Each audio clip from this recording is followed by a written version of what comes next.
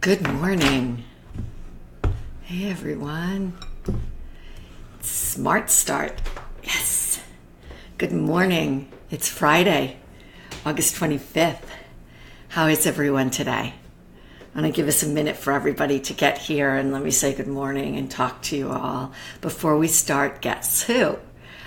And it's so nice to see you here this morning. Who do we have? Let's see. Hi, Susan. Nice of you to be here.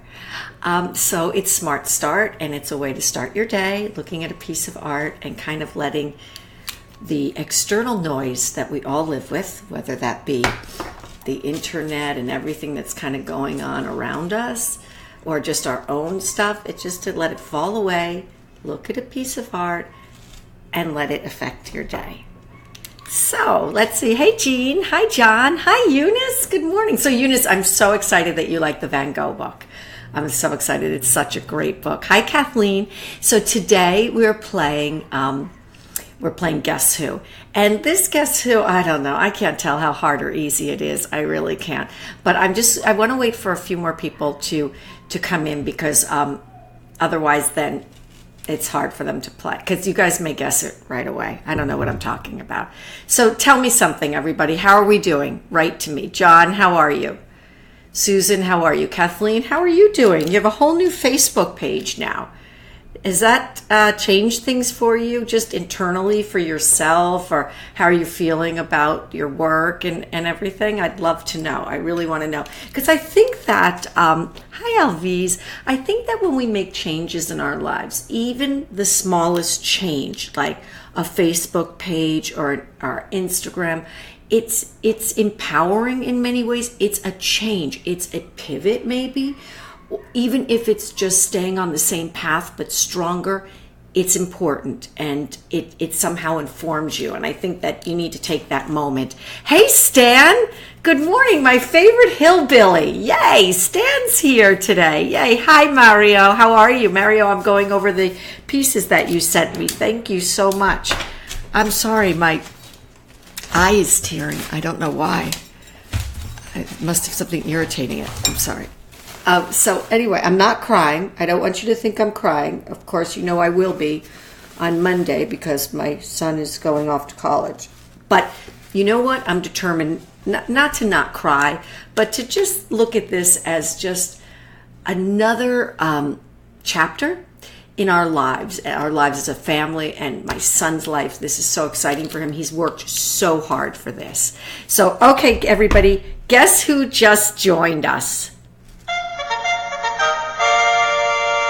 My mother. Did you hear that? That's her new music. Can you give me a thumbs up if you heard that? I don't know if that was heard. Jean, was that heard? Okay. Hi, Arthur. All right, so let's play Guess Who because we have everybody here. I'm not going to tell you much about this artist, okay? I'm just going to scroll through pictures and see whoever has it, just scream it out. And when I say scream it out, I mean just write it. Oh yeah, everybody heard it. Yay. That's my mother's music. The queen has arrived. Yay. Okay, here we go. Let's play. When you get it, I'm going to go through quickly so I may not see your, and then I'll look. And then we'll go through it again, okay? I'm not looking at the feed right now, so I don't know if anybody has gotten it. Let's see. I should maybe. Okay. And I'm going to go through it again. Anybody? Hi, Chris. How are you? Does anybody have this? Guess who? Oh, good. I'm glad because I kind of want to stump you on these things. You're all really intelligent people, so I expect that you can get it. Let's give it a try, okay? I'm going to slow it down now, okay? So let's take a look at this piece. Just think about who this may have, quote unquote, turned into, because this is the artist's early work. This artist has been known or thought about as someone who is kind of self-taught, but I wouldn't necessarily state that because his early life, very early life, in his childhood, He had a father who was an artist, and he really learned a lot very early on. And he was in a very good school for art, but he left at 16 because he felt he had enough. He didn't really like formal study, but I think that there's this notion of, whoops, that's going to give you the answer. Let me not do that. Let me go back to this one. I think that, who has it? Did my mother hear her music? Oh, yeah. Oh, yeah, good. You liked your music. Okay. So I think that there's, for me, I do a lot of work with kids. I've always worked with kids my whole life. I love working with kids. And I do really believe that, and this is related to this artist, that children really understand who they are. They really do on a primal level. I know we have this notion that, hi, Audrey, good morning. Hi, Stephen, good morning. We're playing Guess Who, okay? So there's this notion that, all kids want to be firemen or policemen or whatever, and they don't really know who they are. I disagree, and I've worked with a lot of kids from varied backgrounds, from kids who have parents that are incarcerated or in shelters, and all the way up to the uber wealthy of our country. So what I want to say is that all kids have so much in common. And that is, they really do know who they are. Apart from this, kind of anecdotal notion that they all want to be firemen or policemen, or girls want to be nurses. Okay, that's a little period of their life. And I feel like this is right for this artist. He knew at an early age, I said he, so I gave you a little bit away already. At a very early age, one of his first words was he would ask for a pencil. And I think that's true about children. I think that they know who they are. So who do we have here? Who do you think? Let me see. Good morning, Charles. Jacob Krishner just entered the room. Hi, Jacob. And it was his birthday yesterday. Happy birthday. Happy belated birthday. Eunice's husband said Rembrandt. No, it's not. But thank you for that try, Eunice. You win for trying. Let's look again. I'm so glad that this is not as easy as I thought. Okay, let's really look at this piece. I think this may give you more. Kathleen says Velasquez. It's a really excellent. You guys are kind of on the right path. You're in the wrong century. But you're getting the sense that it's not someone American. And so I find that interesting that you have that sense there. But nonetheless, we're talking about a powerhouse. Like you're suggesting, a powerhouse. Yeah, I love this piece. Oh, yes. Okay, so I'm going to take a very quick break from our here. And I want to, Jacob Krishner is... It's so funny, you read these posts and you go, everything on Facebook and everybody is upset about racism, upset about, I find people, and I'm a centrist. I'm on both sides of the aisle. I know people, big players on both sides of the aisle politically. And yet everybody was really upset about this whole, white supremacist Trump thing. And so what I started to do when I answered feeds was, I'm not going to use someone's name if this is who they are. And Jacob came up with which I think really great hashtag is don't say his name, right? Is that it, Jacob? It's a hashtag. Just don't mention his name, because we're talking about a narcissist who, he doesn't care if his name is associated with a white supremacist or the KKK, which is, the KKK is America's terrorism. They're America's terrorists. If they ever stepped foot on other soil, you would see an international incident. But on our soil, somehow no one calls it what it is. But okay, I don't want to get into that. Hi, Maggie. And who's with us here? I'm sorry. Hey, Eves. So, and Edward, hi. So anyway, so he has this hashtag and it just says, just don't mention his name. And if we don't mention his name, it's going to drive him insane, because we're talking about a narcissist, and what a narcissist needs is to hear his name. So anyway, I wanted to shout out Jacob for that. Okay. So you guys can take it and have fun with it. And the hashtag, what is it, Jacob? Don't mention his name. Okay, so now let's mention this person's name. Where are we here? Give it another try, everybody, and then I'm going to take you to it. I'm going to take you to it. This one I find surprising, actually, for this artist.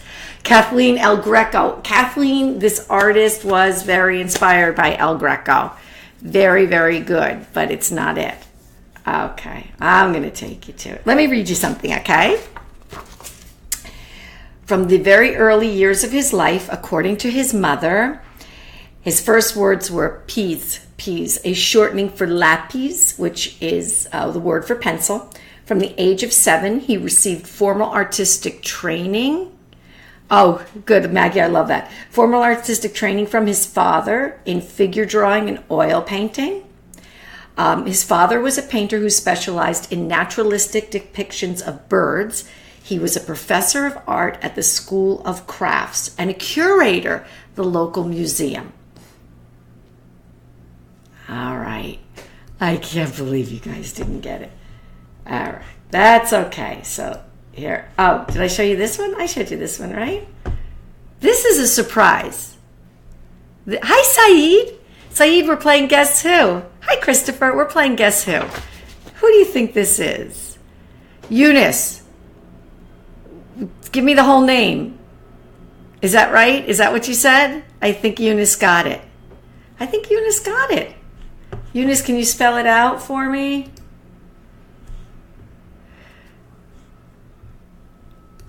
Okay. I know there's a delay here, but I think Eunice got it. She at least... Oh, here. Let me show you this one. Yes. Yes. Right, Eunice? You got it? Okay. Hi, Diamo. We're playing Guess Who? Yes, Eunice got it. Picasso. That's who it is. It's Picasso. Very good, Eunice. Yay, you get a Smart Start cup. Now, let me just say this. I owe people Smart Start cups who've won. I have not had them designed yet. So I have a list of who gets them, and I will get them to you as soon as I get William off to college and my time is a little bit more my own in these kind of last 2 weeks of this transitional summer for us. So let's look at this. It's Picasso, and this is from his Blue Period, which, you know, he's famous for having, well, he's famous for a lot of things. I mean, this is the most comprehensive artist, I think. His work spans, I feel like, the entire century. It goes from several different periods. And when I was, you know, reading, trying to do more in depth about him, I got to tell you something. This really, they've got the Rose Period, the Blue Period, the Crystal Period, the African Period, the Harlequin period, the analytical cubist period. It goes on and on and on. It's to the point where it may be a little bit too much. But yes, Susan, Picasso, Saeed Picasso, very good.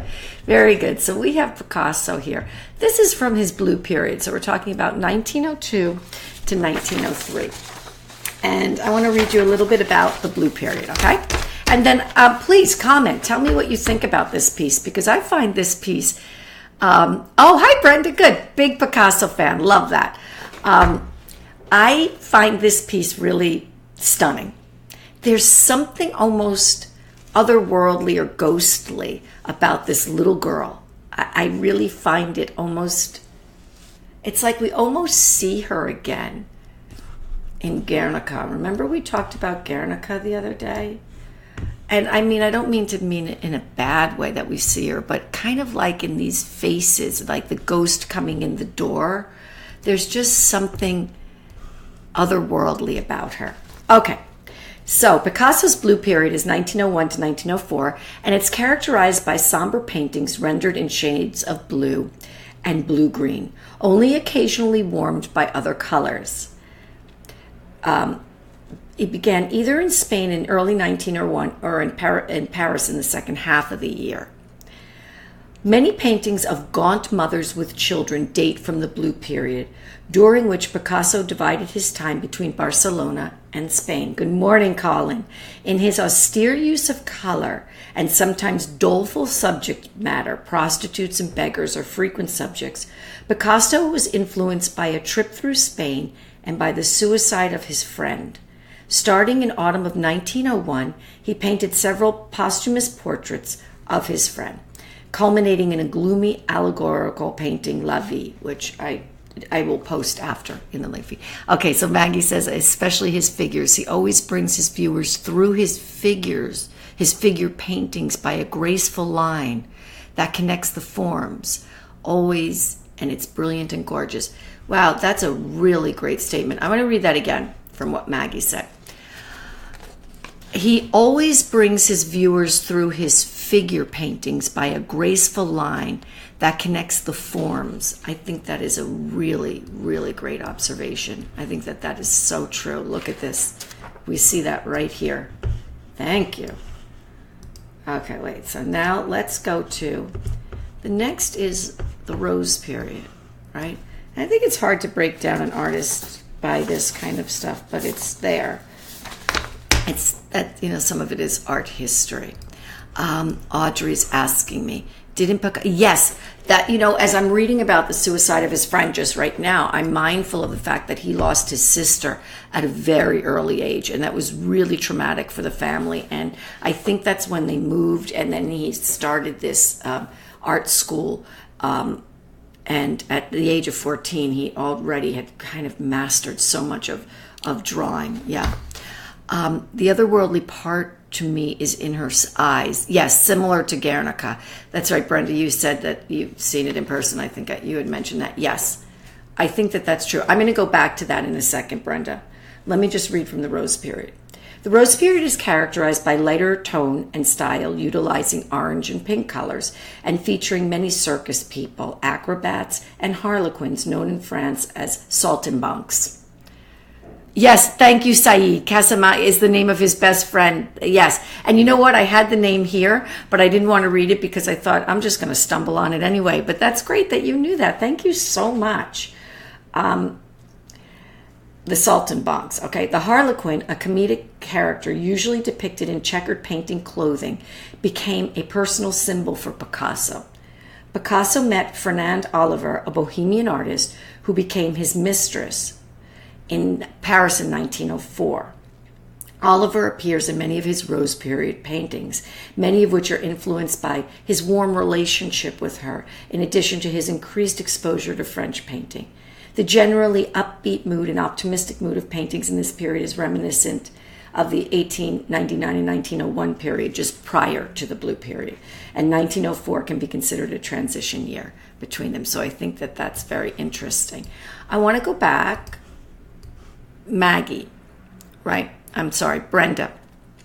So Brenda, you talked about the otherworldly part is in her eyes. That is absolutely true. See why I need you guys? There's only so much one person can see, right? Good morning, Anne.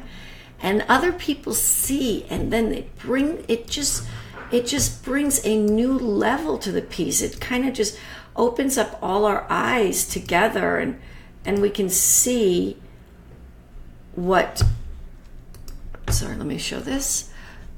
We could see what Brenda sees. And it's just so great to be able to share this. See, together we can do better. That's what I say. So yes, it is in the eyes. I see that, absolutely. And I don't have a good Guernica here. It's from the other day. So yeah, absolutely. Great observation. Love it. Thank you. Okay, so 1 second. So now let's go to, here's another period. And I tried to pick things from the other period, each period of his work that maybe are not so well known, because we have all, there's everybody kind of knows this artist. So this is the African art, or primitivism. And, I really love this. I love his African period, because that's a period that you see a lot of masks. And then you see Damsel Avignon, which I'll post after, which are, he uses the masks in that. And I just love that he was looking at African art and primitivism for his work. I think it's just brilliant. Okay, so Picasso's African influence period begins with his painting Damsel Avignon, which I'll post after. Picasso painted this composition in his style inspired by Iberian masks. Okay. When he displayed the painting to acquaintances in his studio later that year, I should have posted this painting, I'm sorry, the nearly universal reaction was shock and revulsion. Matisse angrily dismissed the work as a hoax. And so I think it's interesting that the work was dismissed and people were so angry about it, other artists and people in general. And I think that's what happens when you embark on something so new and so revolutionary and so outside what is acceptable. And, the Dames à l'Avignon are prostitutes, and they're in African masks, and it's really just amazing. I'm sorry, I will post that piece. I just assumed that everybody had known it, but that's okay. My fault. But I love this piece too, because I wanted to show something that was just a little bit not as famous, so to speak. So here I feel like we see the primitivism. It's almost as if these flowers are in the shape of masks. Do you see that? But also there's a real move towards cubism here. And I think that that's very, very interesting. And I really love it. Personally, I find cubism, it's not the easiest work to look at, I find. This is, his Harlequins and more of the they call the Harlequin period. But I want you to just note that this particular period, and again, we're seeing more of a cubist composition. But I have to say, and again, I wanted to choose, this is the crystal cubism period that they talk about. That's talked about as crystal cubism. And I want to read you a little bit about what is crystal cubism, because Picasso himself felt another word needed to be defined for it. Between 1915 and 1970, Picasso began a series of paintings depicting highly geometric and minimalist cubist objects, consisting of either a pipe, a guitar, or a glass, with an occasional element of collage. So here we're seeing, just at this period of time, with other artists as well, this introduction of collage.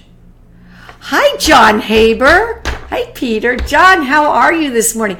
John, I never heard of crystal cubism either, right? Until this point. So John is, Maggie says, cubism varying perspectives are something wonderful to ponder. I agree. So he says, hard-edged, square, he didn't say this, hard-edged, square-cut diamonds, art historian John Richardson. These gems do not always have upside or downside. And Picasso says, we need a new name to designate them. And I think that is that kind of crystal cubism. No, there's no collage in this painting. That's absolutely right, John. But it's at a time where collage is beginning. Good morning, Victor. It's so good to see you. Happy belated birthday to you. Okay, everybody. Victor is an amazing tech person, and Victor's looking for a full-time job. Victor, I'm just going to shout it out there. Full-time job. It's hard to find a job these days, and the more talented you are, the more difficult it is. And Victor, write what kind of job you're looking for in this feed, and let's get it out there. And I'm not sure why the Bronx Museum isn't hiring you full-time, because they should be. So, hi, Alan. So, John, what do you think about the notion of crystal cubism? If Picasso himself thinks that the term cubist isn't covering it enough, I'd be interested to hear your take on it. But anyway, John, we played Guess Who, and let's go through this again. Let's just go through, unless anybody else wants to say something about the word. Oh, okay. So you know what I was saying before, and John, you may agree or disagree with me. When I go at the Met, their modern gallery, I shouldn't be critical of the museum. I don't know. And anyway, when I go into this period of the museum, the modern period, the Picassos, the Cubists, it feels so heavy. And maybe it's the way they have it hung. Maybe it's the way it's curated. I don't know what it is, but it becomes painting upon painting, and really gems of paintings, masterpieces. But in all one place, it starts to feel so heavy and just so, I don't know if it's emotionally heavy or intellectually or just kind of like it's very hard with all of the work there to enjoy just one piece separate from this entire body. So I'm going to see if I can take some photos of that and show you and see what you think. Or if anybody who's been there, let me know what you think. So let's flip through this. Maggie got it today, that it was Picasso. And these are early pieces of his.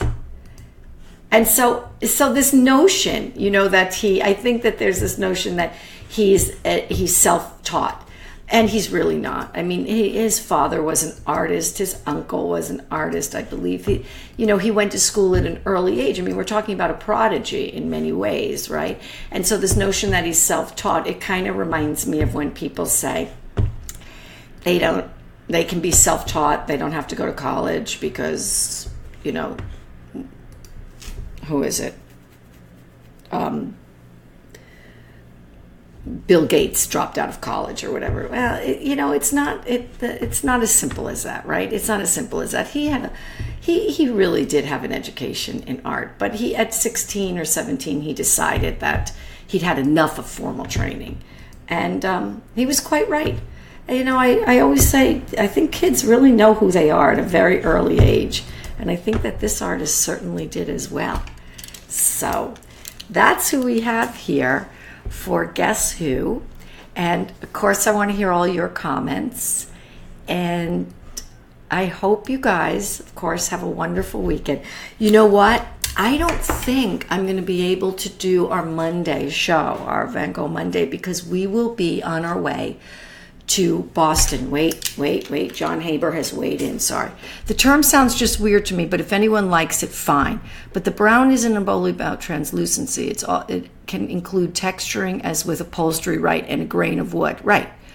The mental context of newspapers, John, man, you can write fast. Okay, but the real genius of analytic cubism is that it's all at once. Yes, not as they sometimes see multiple visual points of view, but multiple points of view in every sense. That's very good, John. Let me read that again, okay? But the real genius of analytic cubism is that it's all at once, not as they sometimes see multiple visual points of view, but multiple points of view in every sense. Everybody, that's John Haber's quote of the day and his hashtag. That is really, John, that's really good. Okay, and with art you may forge your own path, but it starts somewhere. Totally agree. So I'm not sure if I'm going to be able to do a show on Monday because we're leaving early and driving up to Boston, and William will be happily ensconced in his new life, and very, very excited, very, very excited for him.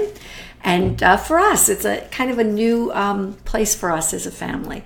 And so I'll be in Boston on Monday, and I'll be in Boston on Tuesday, and then I come home. What I'm going to try to do, if it's possible, is maybe go to the Boston Museum of Art, and I can go live from there and try to do a show. But if not, I promise you guys all, I'm back on Wednesday for Women Crush Wednesday. And you know what?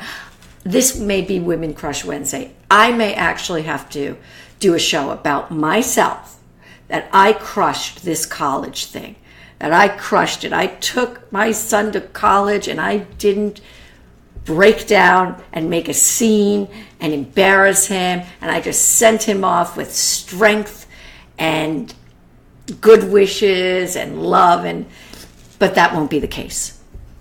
With you guys, it won't. Well, the truth lies somewhere in the middle. Hi, Best Scheme. Hi, Stephanie. Oh, Brenda writes as a parent. Yeah, Annie, please, parents on the feed, write to me.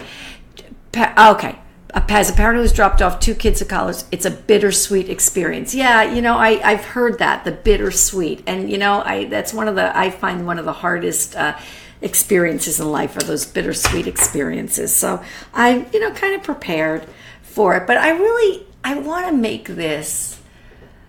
I obviously, you feel your feelings, right? But he worked really hard. And we worked really hard as a family to get to this point. And so it's the natural transition also.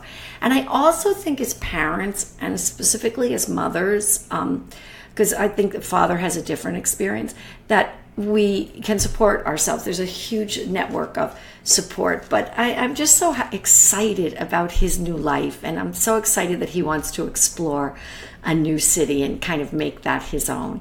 So I'm leaving on that note, and we'll see. Okay, wait, Damo, let me see what you say. What a lovely, oh, thank you.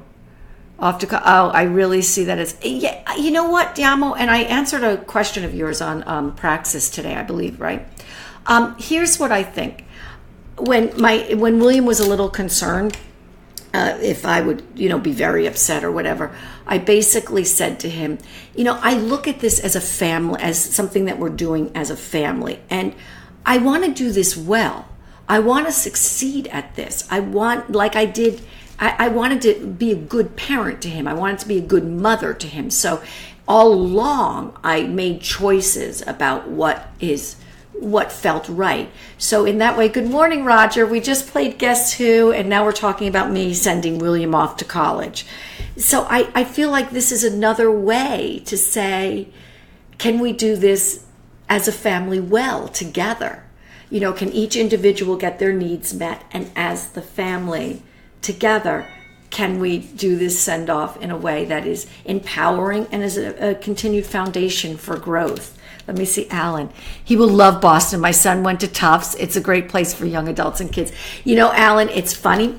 He applied to Tufts. He applied to Brandeis. And when he was choosing schools, the choice came down to that he chose BU because he wanted to be directly in Boston. Loved Tufts, loved Brandeis, great schools, but that he just wanted to be in the city itself. So he wanted that.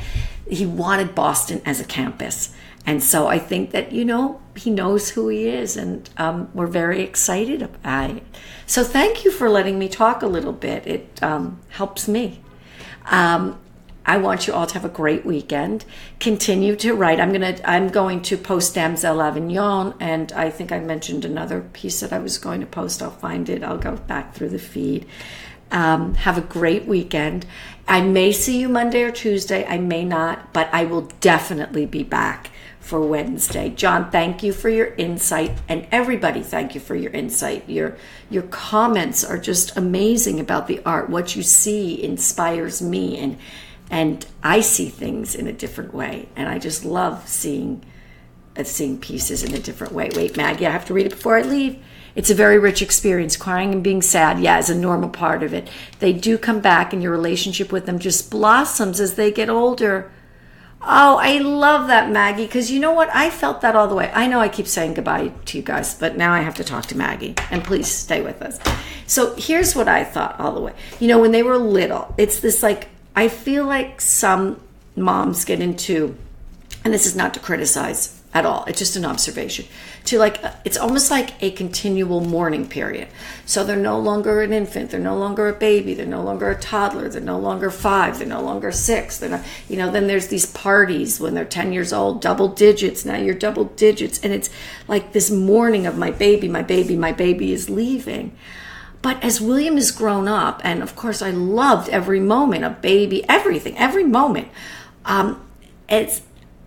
it's so funny because as they get older, I remember when he's in the stroller, and then I took him out of the stroller quickly, like at 15 months or whenever, and we were walking all over New York, and parents in New York have kept their kids in strollers till they're 5 because it's just easier.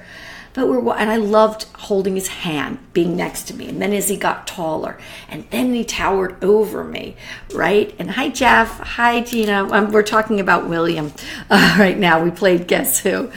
And now it's like I can talk to him on such a different level. As a family, we have just a whole different dynamic.